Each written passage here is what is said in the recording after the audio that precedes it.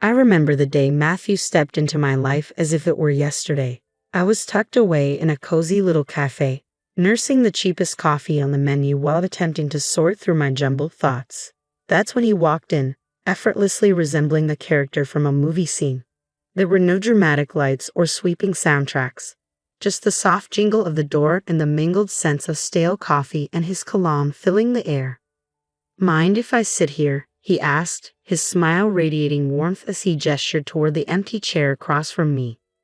"Go ahead," I managed to reply, striving to keep my composure despite the surprise of his sudden appearance. From that moment, we connected as effortlessly as two puzzle pieces clicking into place. We discovered countless shared interests, from binge-watching cheesy TV shows to debating the best pizza toppings, pineapple, of course, being the undisputed winner. Our casual meetings quickly deepened into something more significant, and it felt like we had known each other for ages. Before long, marriage was a serious topic of conversation. But the real challenge awaited me. Meeting his parents felt like stepping into a lion's den with a stake tied to my back. Their smiles carried an unsettling air of judgment, as if they were silently appraising whether I measured up to their expectations. "So, you're the one Matthew can't stop talking about," his mother remarked, her tone icy and less than inviting. "That's me," I replied, doing my best not to let her intimidating presence rattle me.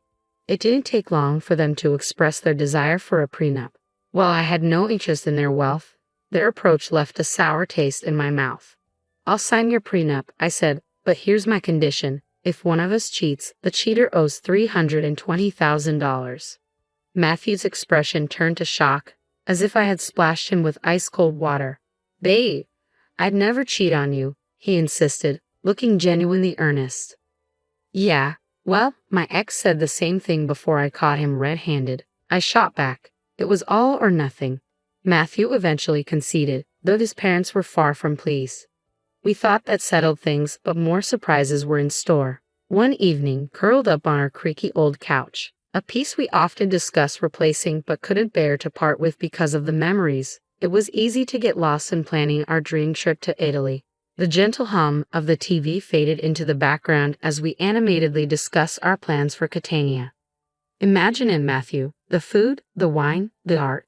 We have to go," I exclaimed, my eyes sparkling with excitement. Matthew chuckled and pulled me closer.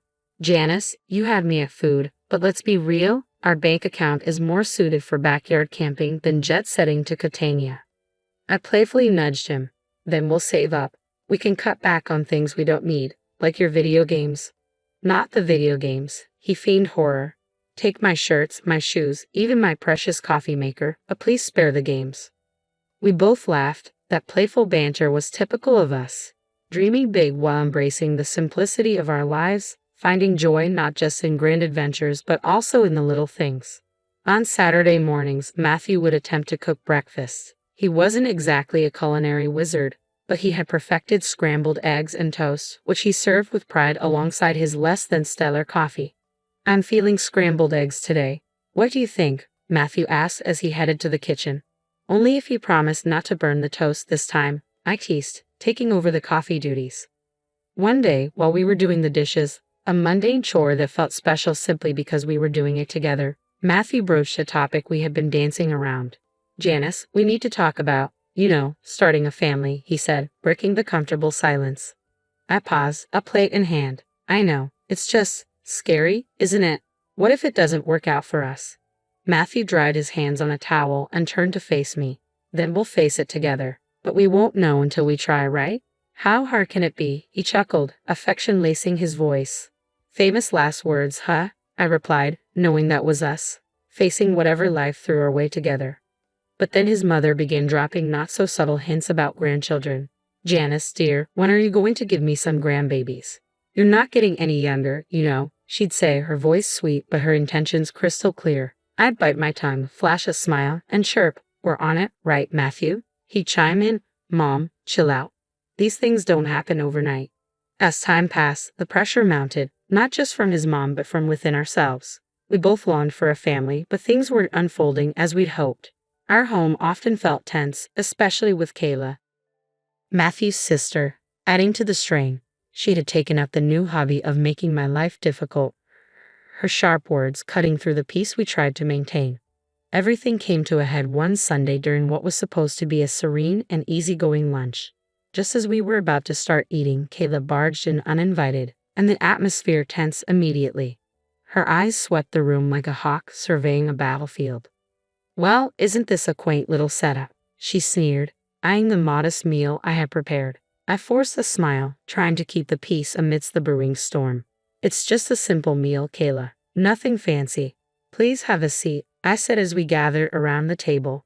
Kayla wasted no time diving into her usual tirade. "You know, Janice," she started, her voice thick with condescension, "I was talking to Mrs. Kathleen the other day. Her grandson just became a dad. It made me think, when will you and Matthew have some good news for us? Time's ticking, you know." My cheeks burned with a mix of embarrassment and irritation. I glanced at Matthew, seeking his support, but he appeared suddenly captivated by his meal. "Mom, seriously," he mumbled, though his tone lacked conviction, and we all sensed it. Unfazed, Kayla pressed on. "I hate to be blunt, but you're not getting any younger.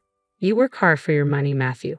Why waste it on Janice if she can't fulfill her basic duties as a wife?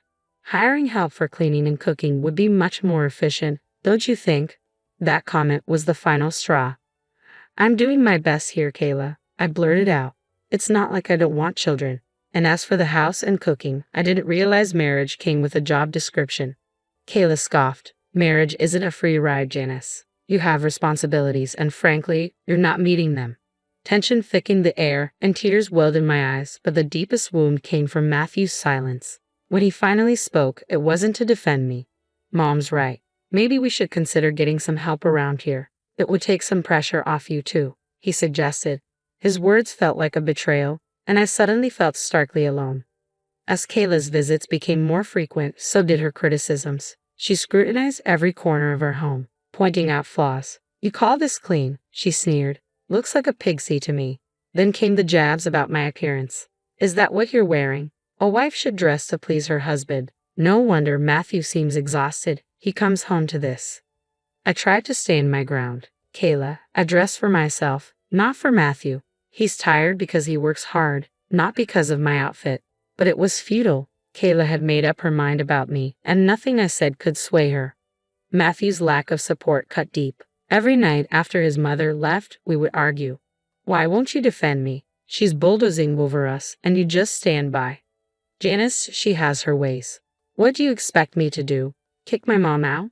"No, but I expect you to be my partner, to stand with me, not against me." It became clear that this situation was more than just Kayla's disapproval. It was a test of our marriage, a trial of whether we could withstand the relentless barrage of her criticisms. As the weeks passed, it dawned on me that this was not a temporary phase. It was a full-blown assault. If we didn't take action soon, there might be nothing left to salvage. The atmosphere between Matthew and me turned icy, exacerbated by Kayla's intensified critiques. Life at home became unusually tense, and I couldn't shake the feeling that Matthew was keeping something from me. It wasn't just the usual stress from work. There was an unsettling change in his behavior that hinted at deeper secrets. It started subtly with his phone habits. Matthew, who had always been an open book, began stepping out of the room for calls, particularly those from someone named Austin, allegedly a new colleague who had a lot of questions. One quiet evening, trying to keep the conversation light, I asked, "Who's this Austin at work?"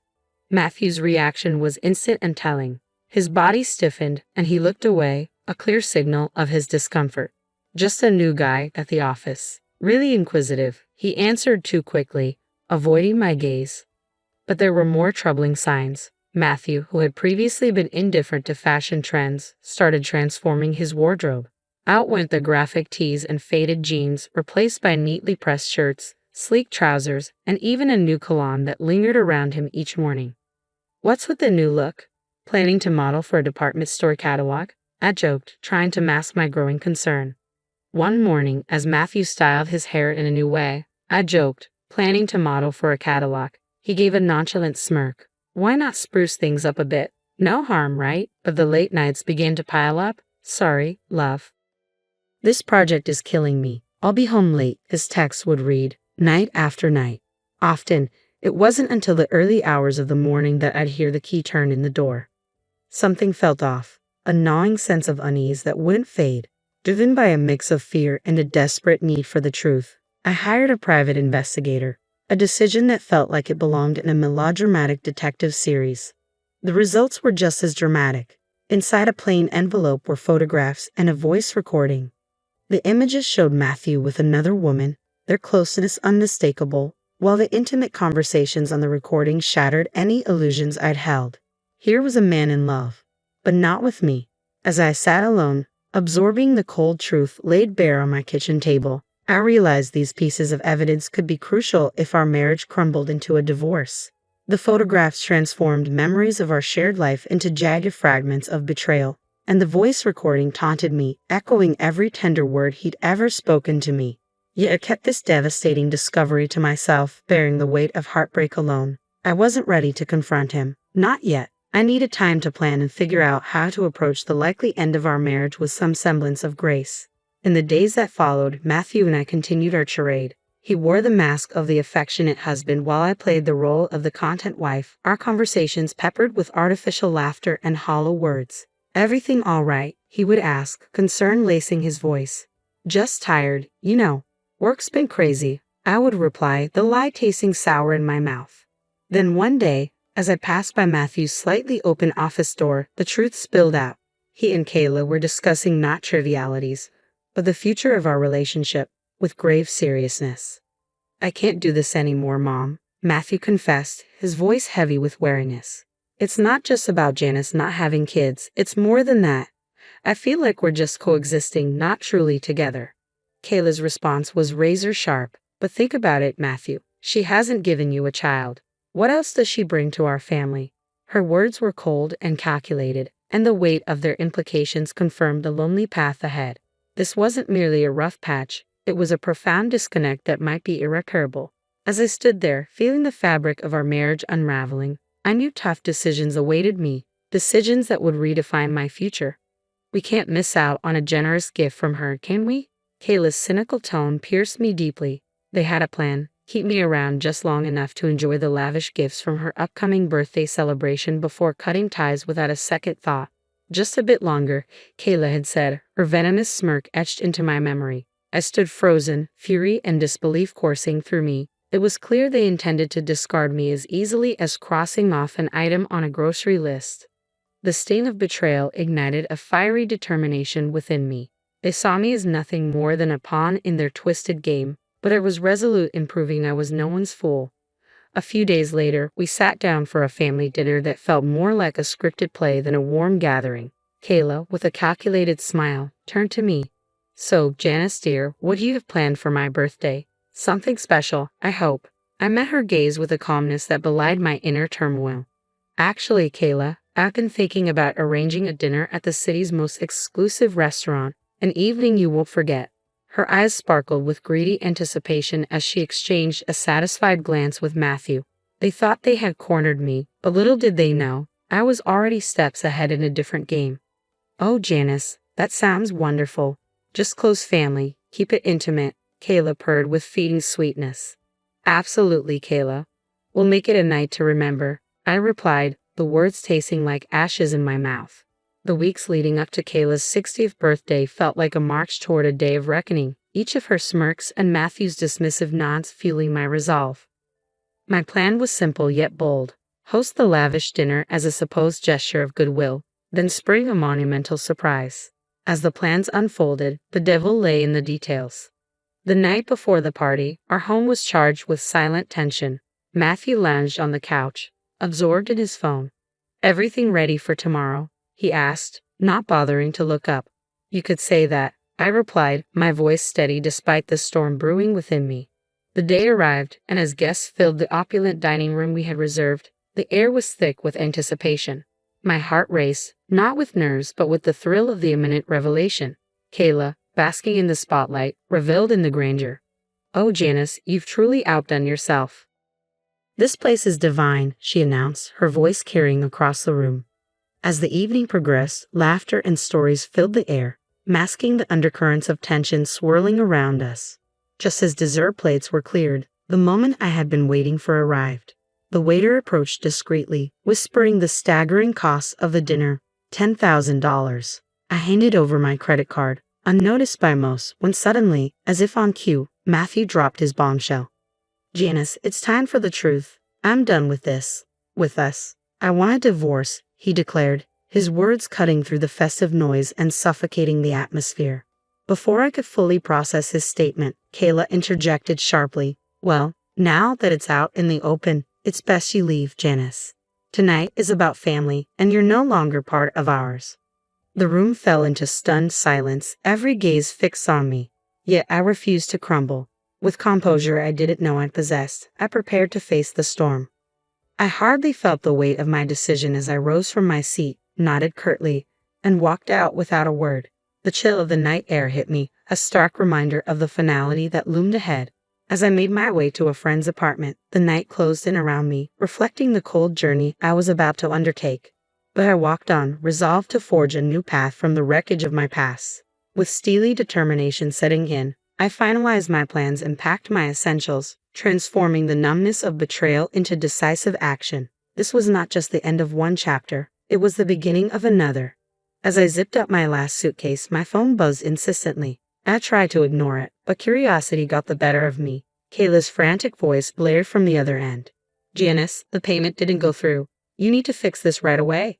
Her demand rang hollow and ironic in the moment. Anticipating this move, I had already blocked access to our shared accounts, knowing it might be Matthew's first line of defense. Oh, Kayla, what a shame. But since I'm no longer part of the family, as you've made abundantly clear, I'm afraid you'll have to sort this out yourself. The fury crackling through the phone was almost a melody to my ears after the betrayal I'd endured. The chaos that followed, stories of the restaurant staff demanding payment, Kayla's escalating tantrums, and the police arriving to calm her down, was the perfect ending to the farce my marriage had become. In the end, it was Matthew and Kayla who scrambled to cover the bill, a fitting consequence for their deceit.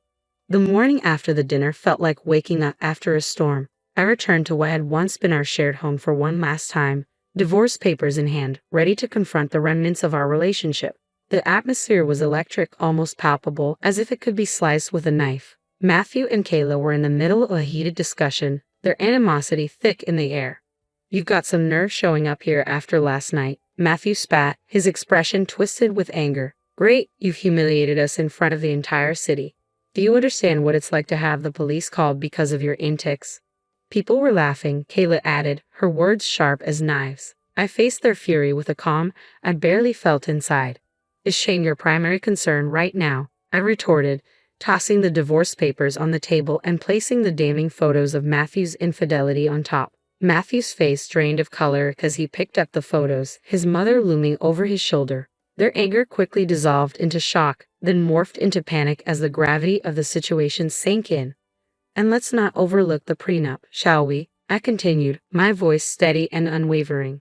You stray, you pay, precisely $320,000. Kayla's face twisted into a snarl. You wouldn't dare. You can't do this to us. Oh, but I can, and I will, I replied, my tone devoid of warmth. Recognizing the seriousness of the situation, Matthew shifted his approach. Please, let's discuss this. We can find a solution. A bitter, mirthless laugh escaped me. Find a solution. Do you think a few words can undo everything? No, Matthew, it's over. Kayla, ever the manipulator, tried to soften her tone, dripping with false concern. Janice, darling, think about what you're doing. This will destroy us. That ship has sailed, Kayla. You should have thought about that before. Their pleas turned to desperate entreaties, frantic attempts to salvage whatever dignity remained, but the time for words had passed. The moment for action had arrived. In the end, Matthew had no choice but to borrow money from his parents to settle the financial arrangements with me. As I walked away from that house for the last time, check in hand, I felt an immense weight lift from my shoulders. After everything that had transpired, I was finally free. I used the money from Matthew to make a down payment on a modest yet cozy place of my own. It's incredible how much peace you can find in a home that's entirely yours, where every nook feels like a sanctuary from the storms of a past life. Now, life is quieter, and that's exactly how I prefer it. I have a job that keeps me busy, friendly neighbors who greet me with smiles, and a small garden that's mine alone to cultivate. Occasionally, I hear bits of gossip about Matthew and Kayla. Just the other day, while picking up coffee at the local cafe, a popular spot in the community, I ran into someone from the old neighborhood. After exchanging pleasantries, they leaned in, their voice dropping to a hush. Hey, have you heard the latest about your ex and his mom? Their eyes sparkled with intrigue. I raised an eyebrow, intrigued yet detached. Can't say that I have. Do tell. They seem to be at odds. Apparently, Kayla isn't too pleased with Matthew's new girlfriend. Rumor has it they've been arguing nonstop. It puts your past situation in a new light, doesn't it? We quickly moved on from the topic, but as I walked away with my coffee, I felt a deep sense of relief. There was a time when such news would have disturbed me, but now it was just another story in someone else's drama. These days, my biggest concerns revolve around whether my tomatoes will ripen before the squirrels get to them, or if I'll ever master yoga without looking like a newborn deer. Life is simpler, quieter, and significantly more satisfying on this side of the chaos.